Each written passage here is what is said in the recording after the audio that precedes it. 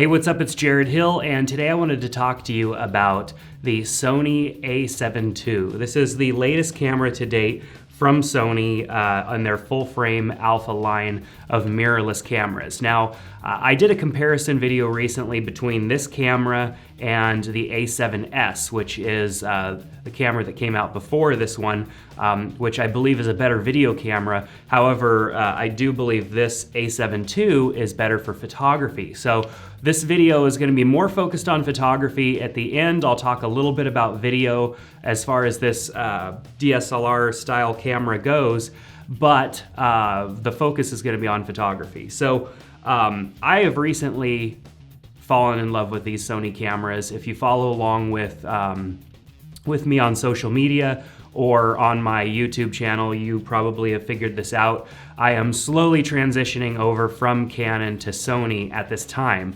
Unless Canon really comes out with something fantastic in the near future, I'll probably continue with my transition over to Sony. So what I really like about these cameras, not only is the size of the camera and the weight of the camera, which they're extremely lightweight. This camera right here with the kit lens, this is the camera as you can purchase it with the kit lens on it, the 28 to 70 FE 3.5 to 5.6 kit lens. So for around $2,000 currently, you can get this entire setup right here, and it is an unbelievable camera. Now, this lens has optical steady in it. We're not gonna focus too much on the lens because you can actually buy just the body if you already have lenses. But I wanted to mention that this lens is actually pretty decent. Even though it's a variable aperture lens, which means the minimum or the maximum aperture is 3.5, and then as you zoom in to whatever you're trying to compose in your frame, the aperture slowly graduates to 5.6, which to me is kind of a frustrating type of thing with a lens, because then as you zoom in, you're actually changing the exposure of your image, unless you start out above at 5.6 or above with your aperture. So nonetheless, it's still a really good lens for a kit lens, and it does have image stabilization built into it. The a7II, however, has a 5-axis stabilizer that is built on the sensor. So the sensor itself is stabilized inside the camera. To me, when looking at the sensor, and how it moves when you move the camera around, it reminds me of old Discmen, like CD Discmen, where after those things got stabilization and you'd shake the Discman and your disc would kind of move around inside. That's what it feels like to me with that sensor in there. You shake the camera around a little bit and you can see the sensor moving differently from that. Now this is actually a really neat thing because the intelligence that's built into that works along with the intelligence that's built into the stabilization in Sony's lenses. And from what I understand, it's actually doing that when you're using other lenses on it as well, as long as you tell the camera the focal length of your lens. So pretty cool. That means if I want, I can use my Canon lenses on here, and the 5-axis stabilization works along with my camera lenses regardless, and that's a really neat feature. So stabilization is fantastic because if you are moving about a lot, you're probably handheld, and depending on your lighting situations, you may have to slow down your shutter speed to get a little bit more light in the camera. Beyond that, slowing down your shutter speed gives you some kind of neat effects if you can slow it down enough. And being able to do that handheld to an extent is actually a pretty amazing feature. When shooting video, having that stabilization is even more important because obviously a shaky image in video is kind of annoying. And of course, having shake go on in your photography scenario means that you're not going to have a sharp photo. So having that additional image stabilization is a huge plus for this camera over any other camera that I've ever used before. Most of the time, I do not try to shoot below 1/60th, 1/40th of a second handheld. At 1/40th of a second, I'm trying really hard to hold my camera still, maybe bracing my arm up against and maybe leaning against a wall or something. I'm doing all sorts of weird things to keep and make sure that my image is going to be sharp. However, with this camera, I'm able to really go slow with that shutter speed and get tack sharp images still because of the stabilization that's built into the sensor and most of the lenses. Pretty darn amazing if you ask me. So one of the other benefits of this camera, as opposed to say the A7S, is the megapixel rating. You can take a much larger image on this camera than you can with the A7S and even some of the earlier model A7 cameras. So having what would typically be kind of the standard these days as far as the size of image that you're able to take with this camera, it's fantastic.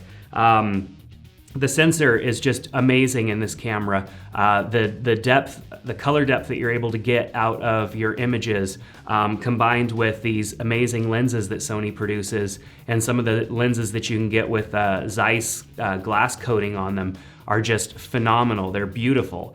I'm used to having to carry around a giant Canon camera body with a big lens and, you know, a lot of equipment, and it's really heavy and strains my body over the course of a day. But with these cameras, I'm able to carry around a couple of them with different lenses and some of my smaller accessories and achieve the same thing without all of the strain, the physical weight of having all of this equipment on me. So with this camera, one of the other things that I really find amazing about it is the quality of the EVF. Now, in most DSLR cameras, you don't actually have an EVF. You have a mirror inside of the camera, and what you're looking at is actually what you see out of the lens. You look through the eyepiece.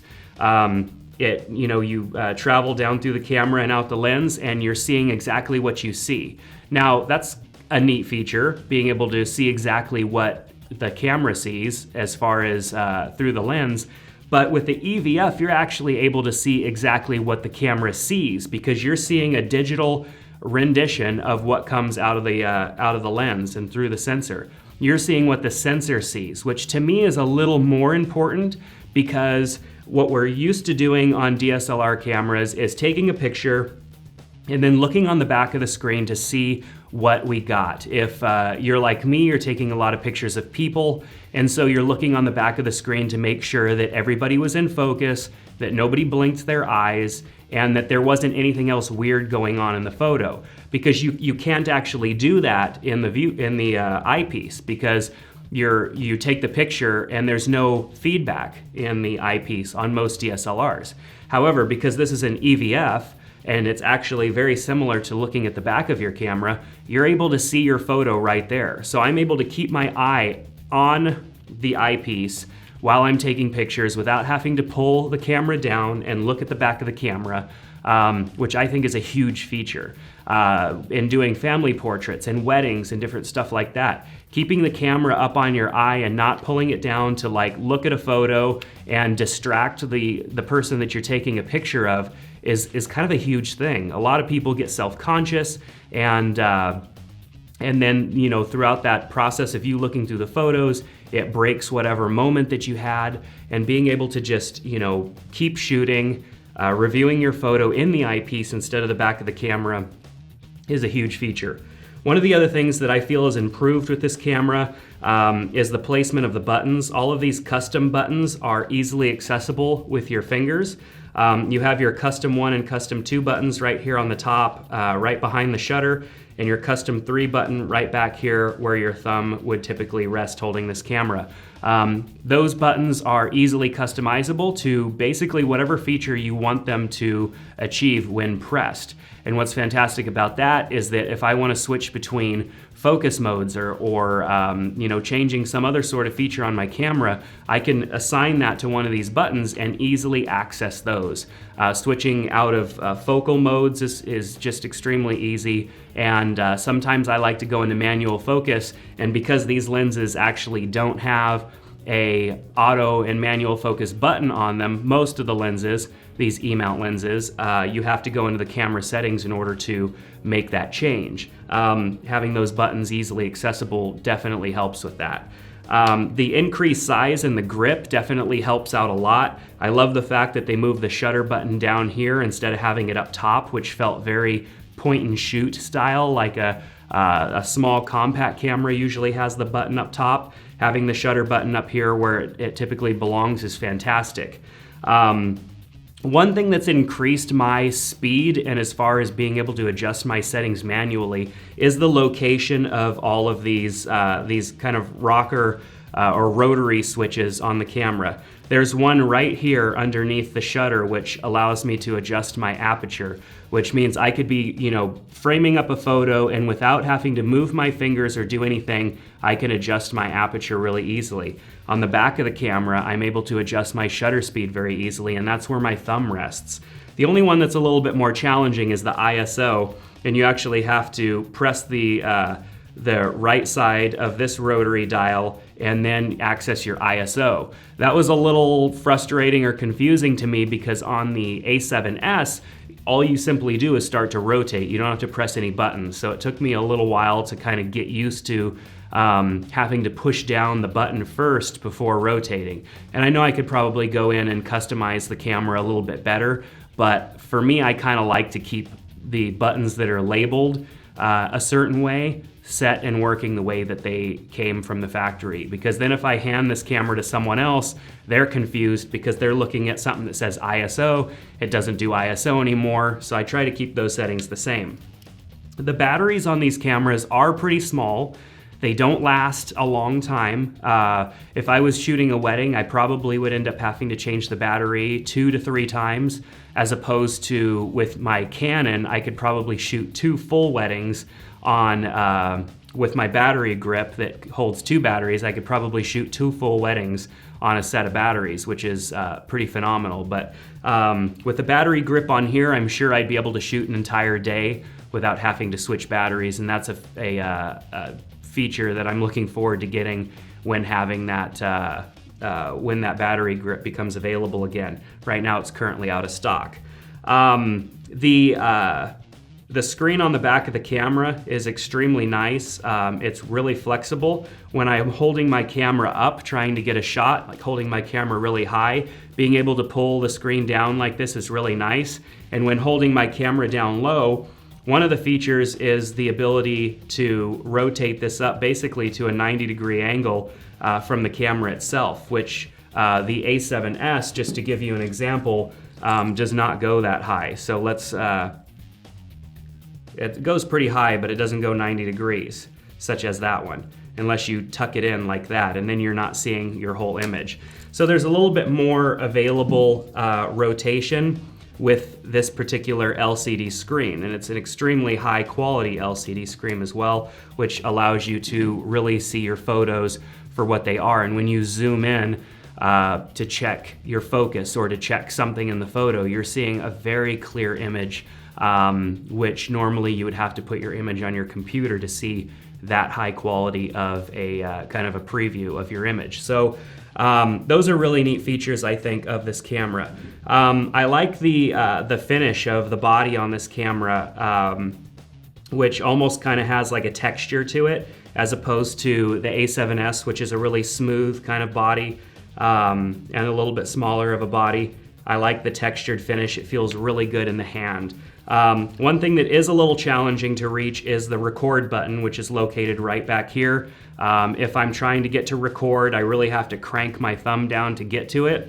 However, I'm not typically shooting video a whole lot with these cameras. One thing that I do really like about the Sony Alpha line here is the fact that you can go into record without having to flip switches.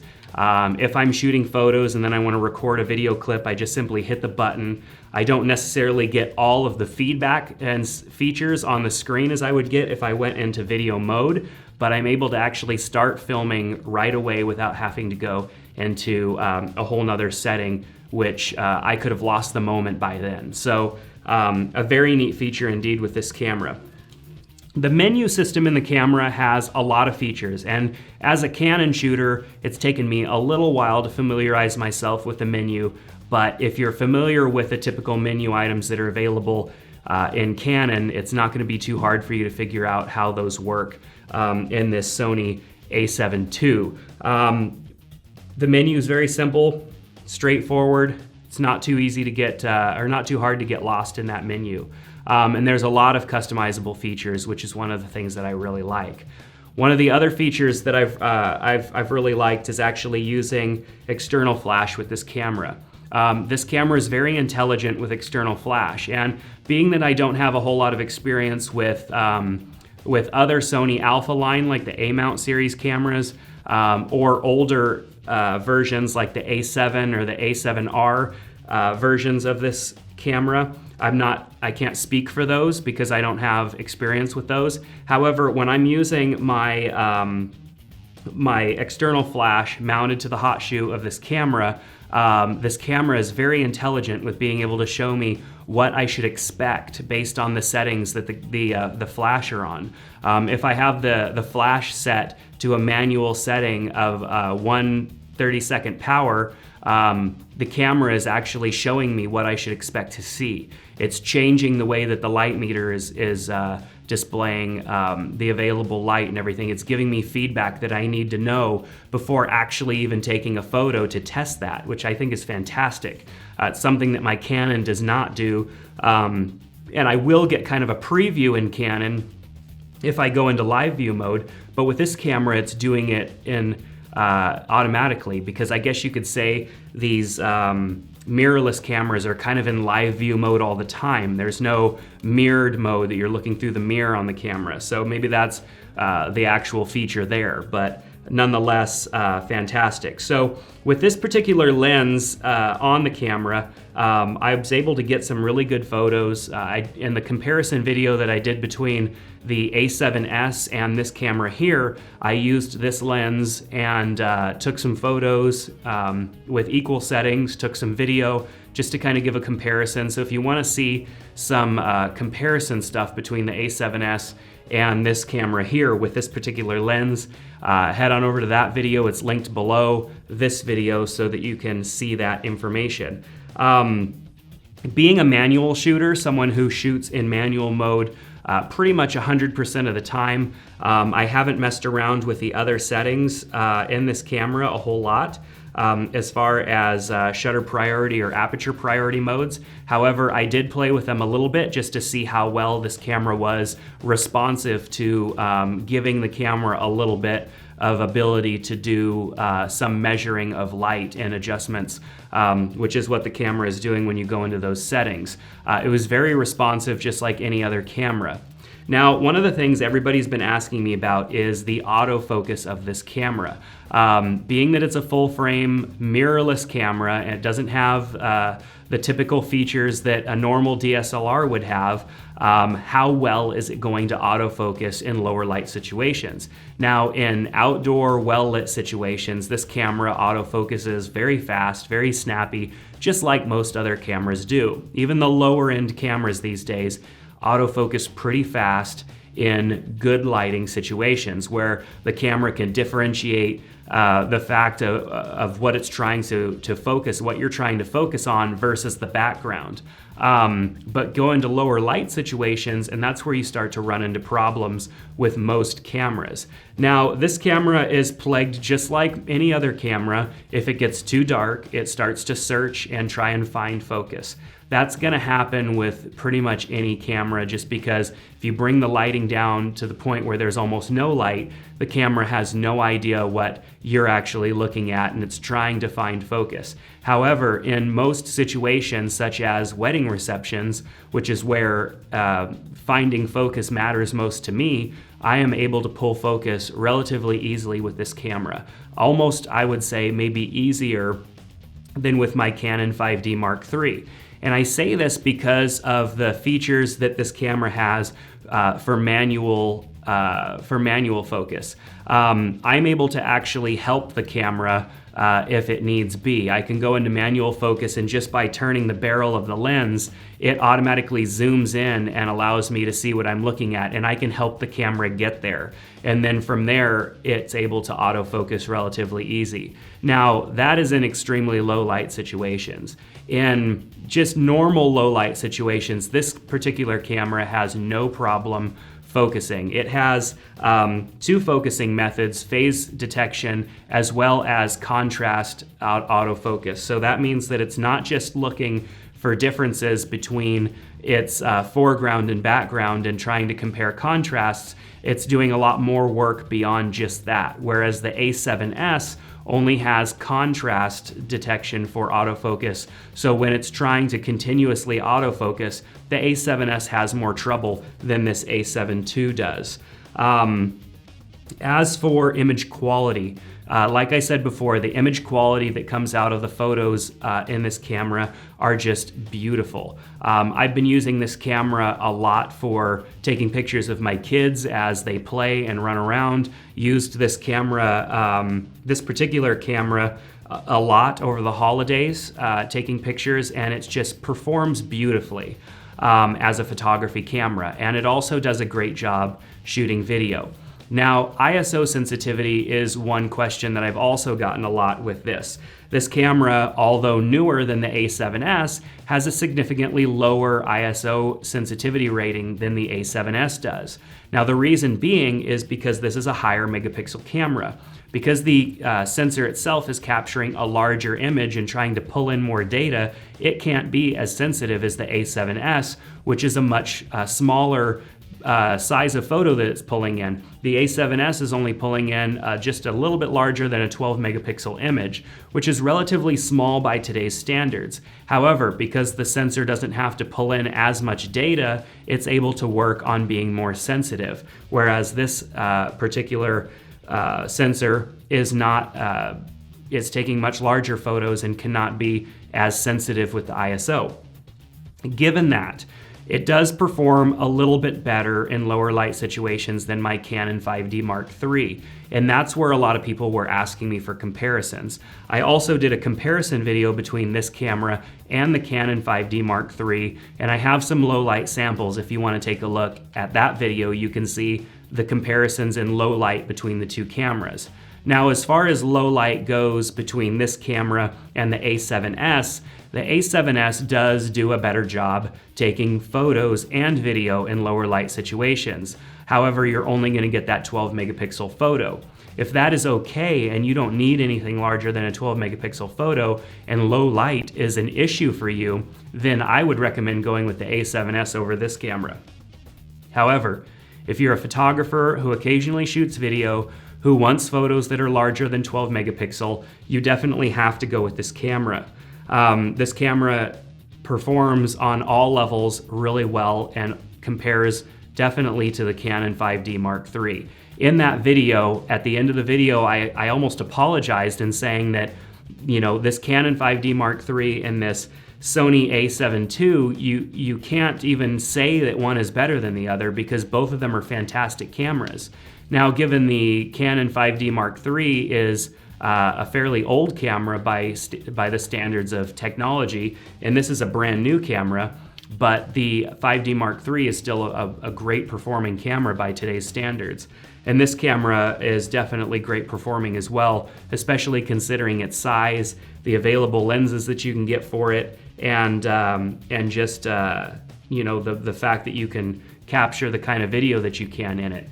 Now, talking about video, shooting full HD in this camera is amazing. There's 3 different recording codecs that you can record to, which I found using Sony's latest codec that's available in this camera is fantastic, and the quality of image that you're able to get is just beautiful.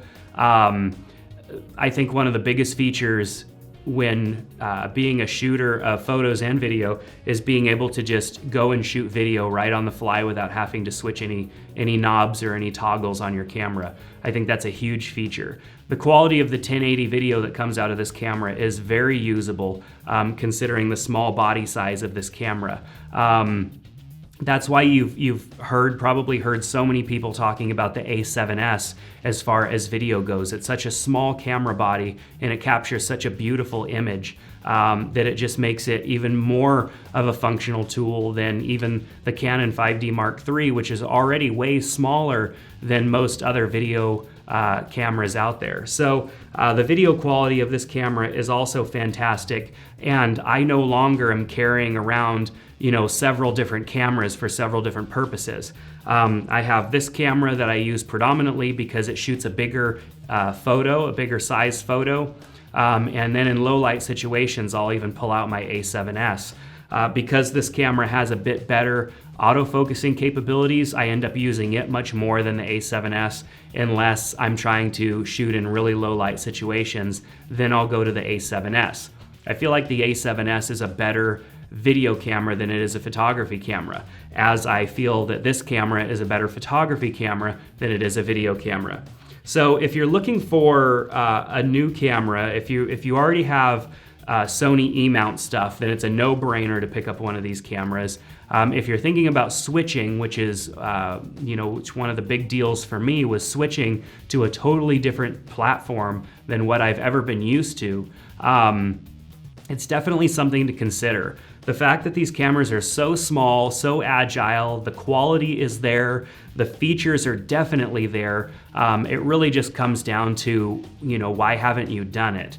I personally am still having a hard time getting rid of my Canon gear simply because I've been shooting Canon for 7 or 8 years now, and that's a long time to be on a platform to just suddenly switch. But like I said, I have only been carrying around Sony stuff. I can't even remember now the last time I took my Canon body out of my office and shot photos with it somewhere. So thanks for checking out this video. I know I was kind of long-winded with it. I have a lot to say about this camera, and probably a lot that I will continue to be able to say as I try this camera out in new situations. I haven't been able to shoot a wedding with this camera yet, but I have been able to shoot family portrait sessions, an engagement session, and a lot of photos of my kids in all different types of lighting situations, as well as do some testing here in my own studio with this camera. So, like I said, it's a fantastic camera. It's priced right, and it's definitely something that you should be adding to your camera bag. So if you have any questions about this A7II, definitely add those questions below this video. I would love to answer those. You can also connect with me on Twitter @JaredHill, which I can answer your questions there as well. Thanks a lot, and we'll see you next time.